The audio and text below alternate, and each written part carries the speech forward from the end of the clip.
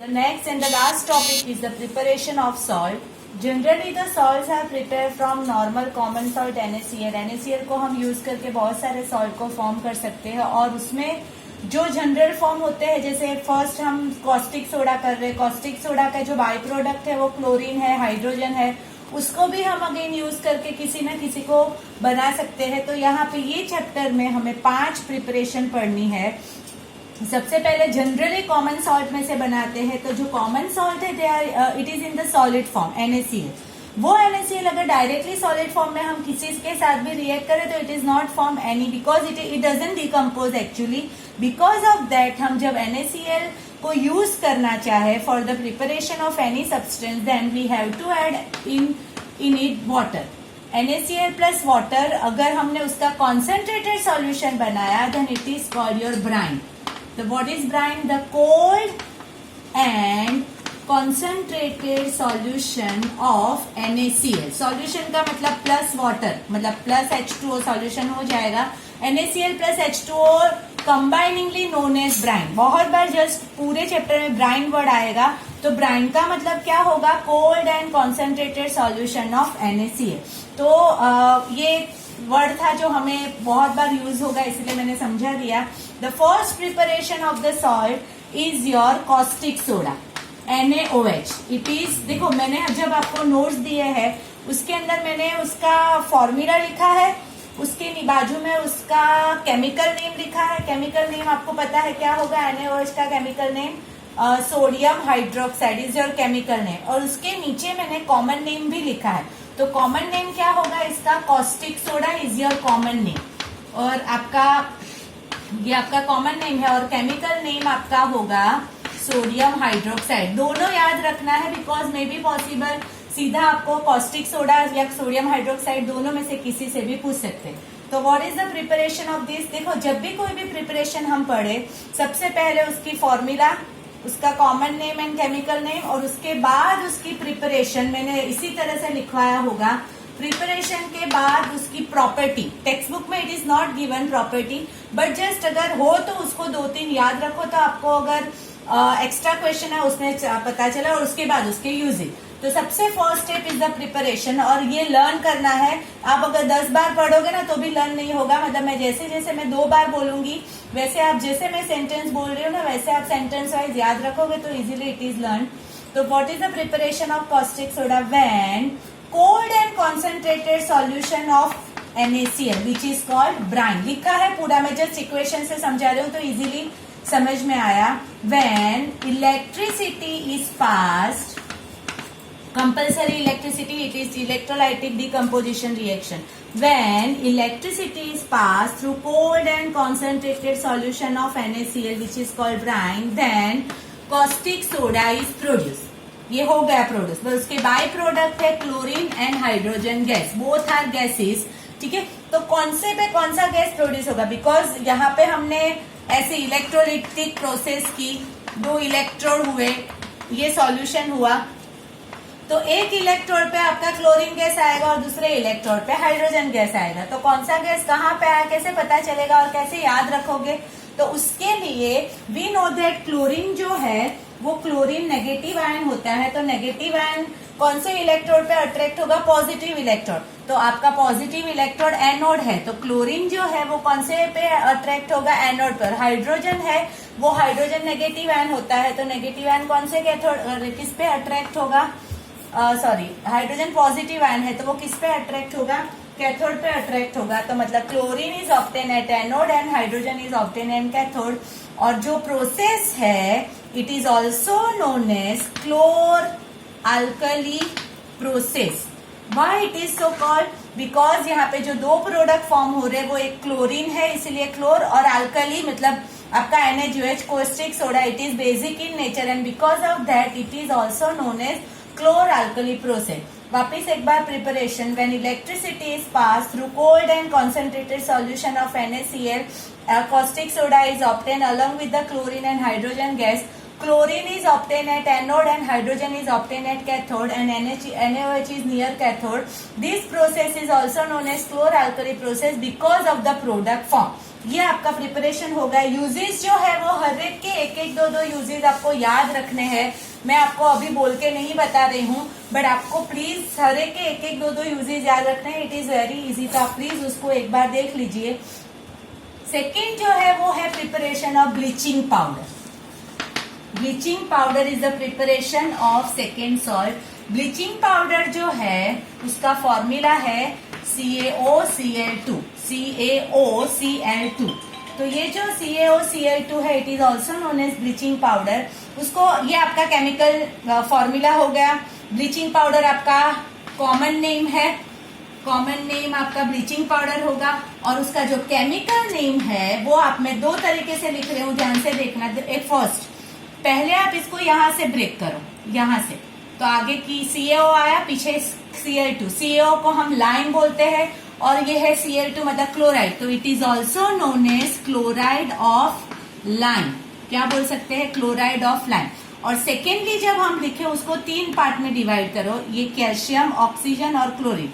तो सेकेंड जो नेम है उसको हम बोलेंगे calcium oxychloride. Okay, calcium oxychloride और chloride of lime both are the chemical name of bleaching powder. तो उसकी जो प्रिपरेशन है वो प्रिपरेशन कैसे होगी? तो प्रिपरेशन ऑफ दैट सॉल्ट कैसे होगा? तो chlorine gas is pass through dry slack lime. Slack lime हमें पता है CaOH ट्वाइस होता है, but it is taken as dry powder. तो when the chlorine gas is pass through dry slack lime, bleaching powder is obtain along with the by product. Hydrogen आपका as a by product, sorry water आपका as a by product आ जाएगा। उसको balance करने की जरूरत नहीं, it is already balance. ऊपर वाले को बैलेंस करना रह गया था, तो प्लीज आप कर लेना एक बार वापिस। Chlorine gas is pass through dry slack lime, then bleaching powder is obtain. ये जो है it is a by product. ये जो ब्लीचिंग पाउडर है उसकी जो स्मेल होती है, it is typical chlorine gas की स्मेल होती है। तो उसकी प्रॉपर्टी एक दो बार ध्यान से पढ़ना, it is not given in the text book.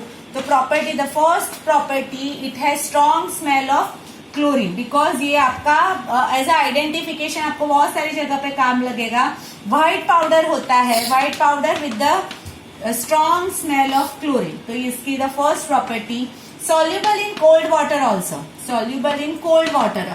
Hot में तो होता ही है, बट कोल्ड वाटर में भी it is soluble, and whenever it is reacted dilute acid, it also produce chlorine gas. Generally chlorine gas बहुत कम बार मुझे मिलता है, तो अगर मैंने इसको ब्लीचिंग पाउडर को डाइल्यूट एसिड से रिएक्ट करा, रिएक्शन करने की कोई जरूरत नहीं, तब हमें क्लोरीन गैस ऑब्टेन हो सकता है। तो ये 3 प्रॉपर्टी है। मे बी आपको क्वेश्चन ऐसे पूछा जाए, the white powder x which has strong smell of chlorine, identify that powder, तो आपको पता चल जाना चाहिए कि it is a bleaching powder and because of that property लिखी है, इसीलिए प्रॉपर्टी लिखी है, तो प्लीज ध्यान रखना। और उसके बाद आपका यूजेस है, तो यूजेस प्लीज आप एक बार टेक्स्ट बुक में से पढ़ लेना, मैंने नोट्स भी दिए हैं उसमें से कि it is use to bleaching the cotton. जो आपके क्लोथ होते हैं उसको ब्लीच करने के लिए भी ब्लीचिंग पाउडर ही यूज होता है। आपको डिसइंफेक्ट, आपका जो स्विमिंग पूल है उसको डिसइंफेक्ट करने के लिए भी ब्लीचिंग पाउडर यूज हो सकता है। पेपर फैक्ट्री में यूज होता है, लॉन्ड्री में यूज होता है, आपका एज एन ऑक्सीडाइजिंग एजेंट भी आपका यूज होगा। तो जो है बहुत सारे उसके यूजेज है, तो प्लीज एक बार रिफर कर लेना। आज हम 3 प्रिपरेशन करेंगे, the third and the last preparation for this, total 5 है, आज 3 करेंगे, दूसरे कल। तो third one is your baking soda. Baking soda जो है, baking soda again the common name, right. Common name जो है उसका जो फॉर्मूला है इट इज NaHCO3। तो NaHCO3 का केमिकल नेम क्या होगा? तो केमिकल नेम आपका होगा सोडियम बाइकार्बोनेट। सोडियम बाइकार्बोनेट आपका, ये आपका बेकिंग सोडा उसका केमिकल नेम होगा। How can we prepare this in the laboratory? तो उसको प्रिपेयर करने के लिए आपको अगेन ब्राइन तो चाहिए ही, मतलब when cold and concentrated solution of NaCl which is known as brine. जब भी ब्राइन लिखो तब ये दोनों आपके इक्वेशन में आनी ही चाहिए। तो when cold and concentrated solution of NaCl is reacted with ammonia, ammonia NH3 होता है, and carbon dioxide gas, then आपका बेकिंग सोडा इज प्रोड्यूस। ये आपका मेन प्रोडक्ट है। बाय प्रोडक्ट आपका होगा NH4Cl for the reaction purpose. ये आपका प्रोड्यूस होगा और वो बैलेंस हो जाएगा। तो क्या हुआ वापिस एक बार preparation, when cold and concentrated solution of NaCl is reacted with ammonia and carbon dioxide gas, then sodium by baking soda is produce. ये बाई प्रोडक्ट है, आप लिखो नहीं तो चलेगा जब सेंटेंस लिखो, बट आपका इक्वेशन में वो कंपल्सरी आएगा। तो ये आपका फर्स्ट प्रिपरेशन हुआ। तो प्रॉपर्टीज जो है, प्रॉपर्टीज अगेन इसको लर्न करने की जरूरत नहीं है, but it is very important.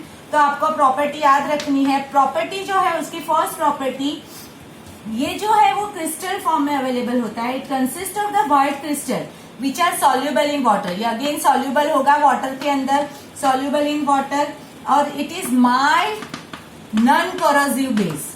ये जो है वो माइल्ड नॉन कोरोसिव बेस होगा।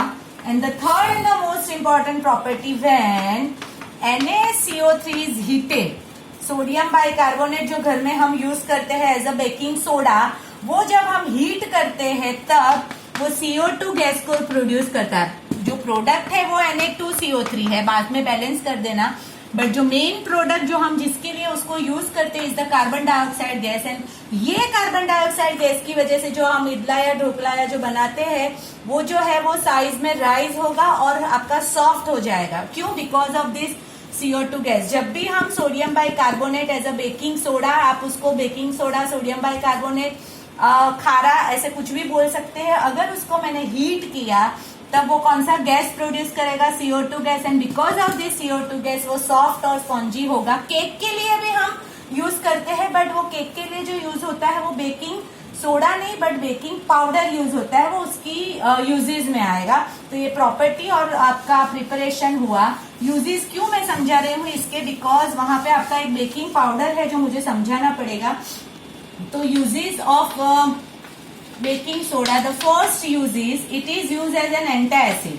एंटासिड में भी हम यूज, एंटासिड का मतलब जो एक्सेस ऑफ एसिड हमारे स्टमक में प्रोड्यूस हो जाता है उसको न्यूट्रलाइज करने के लिए हम इनो यूज करते हैं। या तो इनो या तो आप कोई भी बेकिंग सोडा कंटेनिंग कोई भी कंपोनेंट आप अगर यूज करें तो एज एन एंटासिड वो यूज होगा। और वो बेकिंग सोडा आपका किस में यूज हो सकता है? एसिड को न्यूट्रलाइज करने के लिए स्टमक में से। तो the first and the important use is antacid. Second is soda acid fire extinguisher. Soda acid fire extinguisher, आपने सभी ने फायर एक्सटिंग्विशर तो देखा ही होगा। फायर एक्सटिंग्विशर में क्या होता है? ऊपर एक नोब होता है, वो जो नोब है वो एक ट्यूब से कनेक्ट होता है। ये आपका पूरा रेड कलर का वो बॉक्स है, यहाँ से आपका एक नोब होता है। वो जो नोब है उसको ओपन जैसे ही करते हैं वो ट्यूब से कनेक्ट होता है। ये जो ट्यूब होती है उसके अंदर ये NaSCO3 होता है, और ये नीचे जो होता है वो सोडा, मतलब ये सोडा और यहाँ पे एसिड होता है। It is any acid, you can use any acid over here. ये जो आपका जो बॉक्स है वो जो रेड कलर का आता है उसके ऊपर नोब होती है। उसको जैसे ही हम नोब को ओपन करेंगे वो नोब किसके साथ कनेक्ट होती है? एक ट्यूब के साथ कनेक्ट होती है। तो वो ट्यूब आपकी ब्रेक हो जाएगी। जैसे ही ये ब्रेक होगी तो इसके अंदर का जो NaCO3 है किसके साथ रिएक्ट करेगा? NaSCO3 और एसिड से रिएक्ट कर। एसिड में कोई भी ले सकती हूँ, मैंने इसीलिए समझाने के लिए मैंने H2SO4 लिया। तो क्या होगा, आप अगर इसका रिएक्शन ऑलरेडी आपने पढ़ा हुआ, एसिड प्लस सोडियम बाइकार्बोनेट क्या प्रोड्यूस करेगा? CO2 and water is release. और कोई भी सॉल्ट बनेगा, Na2SO4 यहाँ पे बनेगा। जिस तरह से एसिड है उस तरह से सॉल्ट बनेगा, but the main is the carbon dioxide gas. जो कार्बन डाइऑक्साइड गैस यहाँ प्रोड्यूस हुआ, it is use to extinguish fire. मतलब सोडा एसिड फायर एक्सटिंग्विशर में हम सोडियम बाइकार्बोनेट यूज करते हैं, बेकिंग सोडा यूज करते हैं, जिससे CO2 गैस प्रोड्यूस होता है और वो CO2 गैस एक्सटिंग्विश करने के लिए यूज होता है। ओके, तो लास्ट जो बाकी है, बिकॉज वीडियो की लिमिट बढ़ गई है, तो मैं लास्ट जो है बेकिंग पाउडर, बिकॉज उसमें भी मुझे टाइम जाएगा और नेक्स्ट वीडियो में एक्सटेंड कर दूंगी। अभी यहाँ तक आप पढ़ लो।